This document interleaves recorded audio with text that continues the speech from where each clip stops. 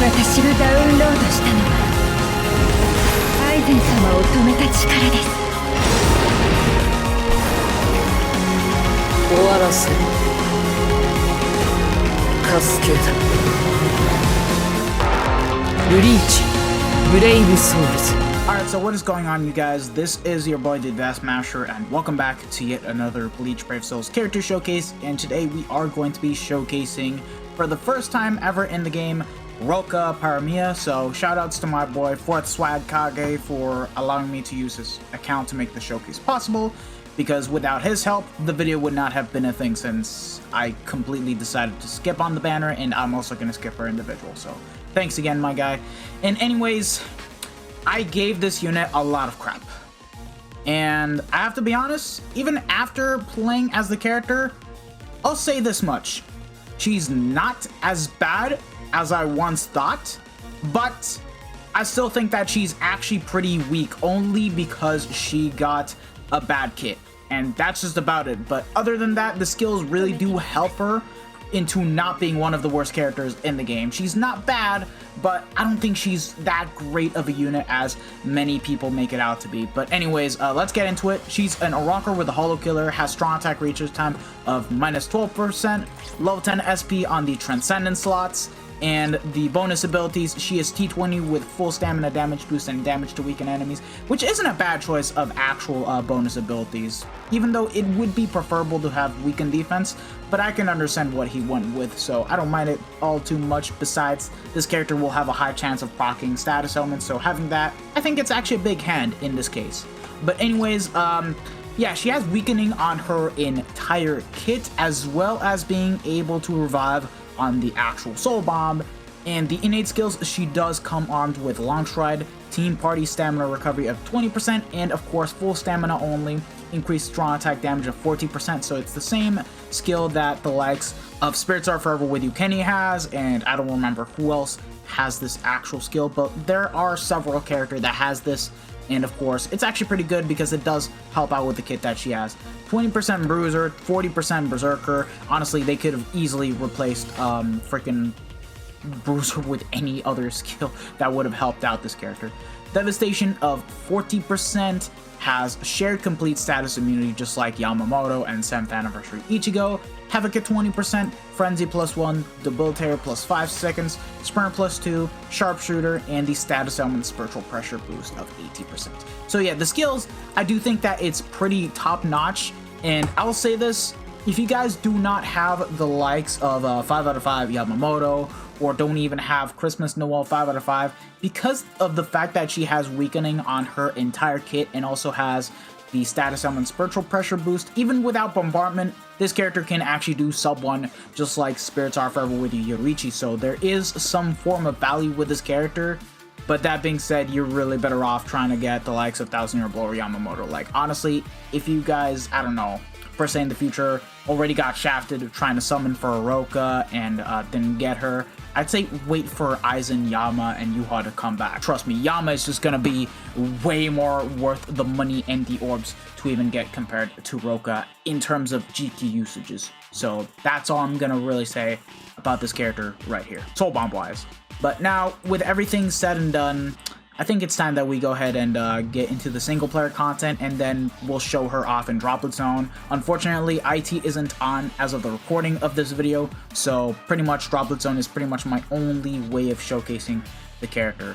So yeah, with that being said, here's the first build. We're running a full stamina damage boost / strong attack damage build with recharge. So with this, we have the Spotted Chair, Pill, and the Bait with 30% SP, TLA Soifun with level 10 SP, Flyzen with level 5 SP, and Full Bring Ichigo with level 5 SP. So they both each give out recharge, and of course a mix of strong attack damage and strong attack recharge. And as you guys saw, we have her Berserker at 96% with the full stam at 41%, while also having a really good cooldown of 48%. So we are going to be able to spam her strong attacks quite often when running her in a lot of quests, which primarily it's what you would want to have on the character for every SP based character, matter of fact. And with us, we're also going to be bringing Halibel, just because of the fact that she can actually boost on the second strong attack, as you guys can actually see right here. So basically that's where we're gonna go with. And by the way, her SP, here's how much we have. 4K, that's actually not too bad, honestly. We don't even have a teacup for her, so that's actually pretty good, not gonna lie. So with that being said and done, let's just go ahead and jump into YZ and showcase her from there. So yeah, my main gripe with Roka is literally just the kit. Like, if they gave her a better kit, I personally maybe would have summoned for this character despite having a 5 out of 5 Retsu. And not because I'm a freaking meta whore, that's all I'm gonna say. Like, I just don't enjoy this character just because of the fact that she got the 18% shave, literally one of the worst first strong attacks in the game. And on top of that, that does seem like a 960 into homing vortex, but sadly, it's only the homing vortex in it of itself. So like, when you use it, yeah, it's already doing minimal damage. Kind of disappointing, I'm not gonna lie. I personally would have preferred that if they wanted to give the unit a bad strong attack, like, just keep the 18% shave on the SA1, and then on the SA2, like, literally, you could have given her anything but a Quelling Vortex, and of course, the homing vortex only. Like, it could have been a 960 into homing vortex, a lunge, a beam. Literally, it could have been anything. And honestly, we've seen a lot of characters in this game that if they get just one bad strong attack, but it's backed up with a good second and also, you know, the third strong attack being full screen, it's completely fine. It just means that the character is still going to be really strong. Whereas here, if a unit gets 2 strong attacks that are not going to work out too much in their favor, I would have to say that they've been shafted, lads, honestly speaking. So with that being said, let's get into the damage numbers. 13k, not the best. I have to be 100% honest. It is the 18% shave, so it is to be expected. SA3 on the other hand, 31k. Okay, that's pretty strong, which, matter of fact, it's literally the only strong point of Roka, her third strong attack. The third strong attack is literally her strong point since she has such a high berserker, plus the full stam only 40% increased strong attack damage, and upon getting the 80% SP buff into effect, obviously that's going to be really hard hitting, but sadly, that's the only strong attack that is going to make use of. And as you guys saw, literally 3k, and we got the 80% SP buff in effect, so we may as well try to zoom across the battlefield. And wow, we didn't even get to see the damage numbers. But with the SA3, bro, I didn't even get the chance to showcase the damn damage. What the f? Yeah, there we go, 50k. I had to completely redo the quest all over just because I wasn't able to get that. Anyways, can I keep? Nope. It's already gone. That's crazy, bro. That's crazy. Yeah, I'm not gonna lie. I think that it would have been in her best interest if she didn't have Bruiser, she would have picked up the, you know, the Disabler against all speed mobs. I think that would have been really good to have. But yeah, 21k on the SA1 with the boost, and it ran out, fortunately. But like, hold on, we should be able to get it back soon. Yeah, the Vortex does 7k, as you guys saw with the 80% SP buff. So yeah, basically, again, it's only the third strong attack in which she's gonna do the most amount of damage, whereas the rest, not too much, unfortunately. So yeah, they basically made her to be a defensive type of character. But let's be honest here, why would you guys need that when literally you can just clean out mobs just by having really strong attacks? Really strong attacks. Okay, let's just showcase the damage with the actual boost from Halibut. Only gonna showcase with the 80% SP buff, so as soon as I get that procced in, I'm gonna boost up with Halibut. So, hey yo, it's the damn buff. What's the damn buff? Is it non-existent, bro? There we go. Yeah, 55k on the actual SA3. And then the SA1, wait. Wow, the 80% SP buff wore off as soon as I hate showcasing these types of characters now. Yeah, 24k. Yeah, that's basically about the best that she can do when running the FSD SAR setup, or SAD SAR, but like, yeah. This character is basically a modern day Aura. with the only exception is that instead of having a crawling vortex, she now has a homing vortex. And of course, killer.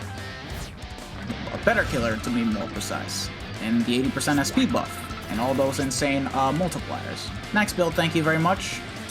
So for the next build, we have the full stamina damage boost setup. We have the Fierce Battle Grimmjow, which has FSD 25%, level 10 SP, and then the Shinkazen and Ginjo that both have SAD and FSD on their soul traits, and both have level 5 SP. So with that, we only have 3,982, which isn't that much of a decrease from the SAR SID setup, but the only difference is that we're going to be hitting even harder than before just because we have a lot more multipliers in our strong attack damage. So there's that. The only thing that we're basically sacrificing is, of course, the strong attack recharge, because as you guys can see, it's only at 12% now. So with that being said and done, let's get into the actual PvE run and showcase her from there. Oh.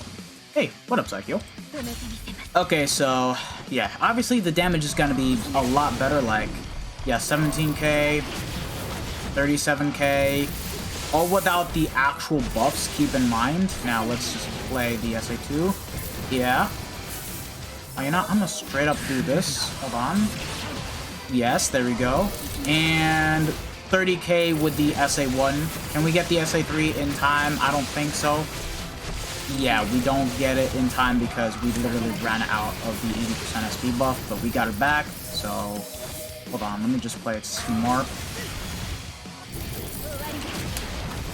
Yeah, 60k on the actual SA3, so yeah, she has by far one of the harder hitting third strong attacks in the game. I don't think it's as high as the likes of 7th Anniversary Uryu, but it's still quite up there, so there's that. But yeah, either way, if you guys somehow enjoy these types of characters and you're like a lot of the people that simp for these types of units, then I guess sure, you're definitely gonna get some usage out of it. And besides, at the very least, I'll say this much, I'll take back the fact that she's one of the worst characters in the game, because she's not, but like, they still could have done a lot more with this unit. Realistically speaking, they still could have done way more. It's time to see how she fares in a bit more difficult content, so here we are actually going to be bringing her into Droplet Zone. Again, IT isn't on right now, so can't really properly showcase her on there. And keep in mind, the enemies this time around are no affiliation and Soul Reaper mobs, so we will in no way, shape, or form have killers, so think of it as a way to basically show you guys how Roka actually is in terms of content where she doesn't have killer. So yeah, and again, at 1 out of 5, so no 2 out of 5, no 5 out of 5, nothing of that sort. It's if you guys get this unit and happens to be 1 out of 5. So with that being said and done, let's get into it. So yeah, let's get into it. And yeah, SA2, it's doing a bit of work, I'll say that much. It does help with keeping mobs, you know, stun locked. And if you look at that, I already lost my full stand, but thankfully I should get my health back. Hold on. Yeah, there we go, I got it back. So like, the SA2 is gonna help, but like, thing is, in terms of clearing content, she is actually gonna be a lot slower than the likes of Artbook Ichigo and of course Spirits Off Forever with You, Unohana in this case. And I still would have preferred if she got just better strong attacks overall, and if they wanted to keep at least one of the bad strong attacks, at least replace the other with something better. Like, heck, I have to be honest, I would have not minded at all if Roka got a lunge instead of the 18% shave. And I'm talking about the good lunges, like per se what Uryu has, of course Spirits Are Forever with You, Yoriichi, those kinds of characters, just to have something different since it's not something that we get on just about every character. Just so that way it's not copy and pasted from a lot of the other units, because like, necessarily speaking, the units don't have to be on the same scale as Yamamoto to be good, because like, we've had a lot of good characters that aren't even the strongest but are just remotely insane.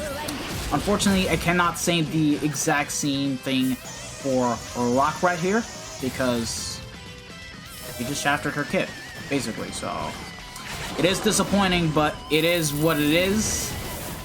And I don't know why, but is it just me, or does Caleb always tend to do something with the novel characters and shaft them? Like, excluding Hikone and Tokinara, right? Most of the novel exclusive characters, like, say, Nosuke, Aura, this character right here, Azashiro, they have never gotten the best treatment in terms of being a really strong character.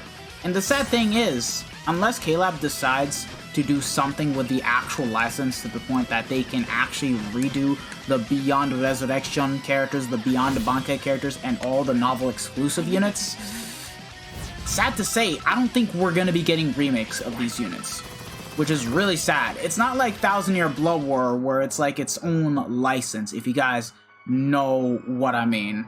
So, who knows, lads? Who knows? But yeah, to conclude the video, you want to have Spiritar Forever with the Retsu or any other Holo Killer. Like, I still think that Machine Society Nemu is going to be a way better Holo Killer for IT compared to Roka, despite the fact that Roka at least has, per se, the harder hitting SA3, has a bit more crowd control, and of course, is immune to every status summon. But like, thing is, they made her so strong with the skills, yet they didn't do the kit right. So, if you guys are really looking for like the strongest tech character out there that can nullify resistances, has really high multipliers, you guys are better off trying to get Artbook Ichigo or the Spiritar Forever with the Retsu, which maybe Retsu can come back soon, who knows, it'll be a while until then, but like, hey, Artbook Ichigo is premium, and he's been in a couple banners already, so like, if you guys can use him, it's even better. But again, I'll say that she's not the worst character in the game at all, because the skills do really help her out, but she's not good.